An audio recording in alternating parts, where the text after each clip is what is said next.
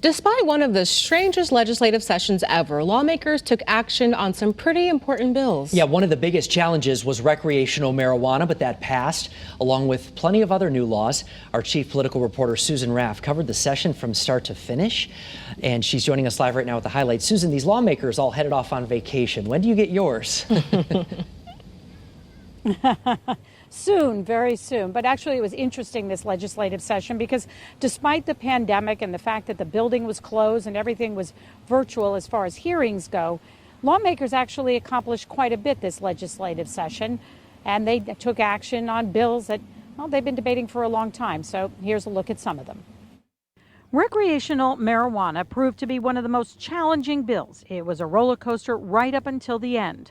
But Wednesday, the Senate finally sealed the deal, making cannabis legal for adults.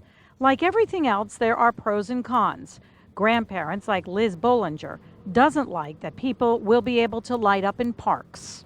But I just think it's not a good exposure for young children, and I'm not sure people lately have not exhibited good self-discipline. There may also be some challenges for businesses. True that employers will have to create policies.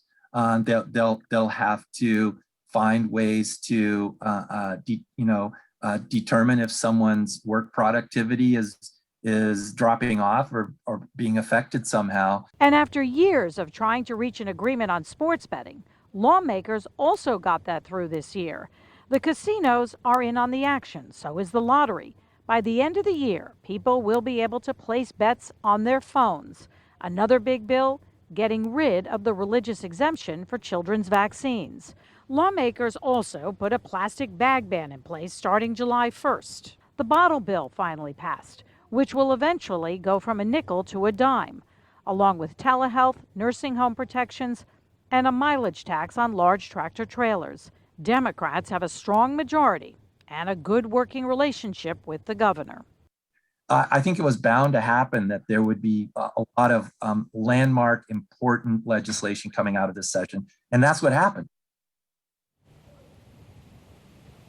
In many ways, it really was a bizarre year. And again, people couldn't go to the state capitol to testify, so Zoom seemed to be the next best thing. Going forward, next year, lawmakers are hoping to reopen the building completely and have people back in person so that they can testify. But I'm not sure Zoom is going to go away completely. A lot of lawmakers are saying that it does have a place in the state capitol for some things. We are live tonight. Susan Raff, Channel 3 Eyewitness News. Zoom could be here to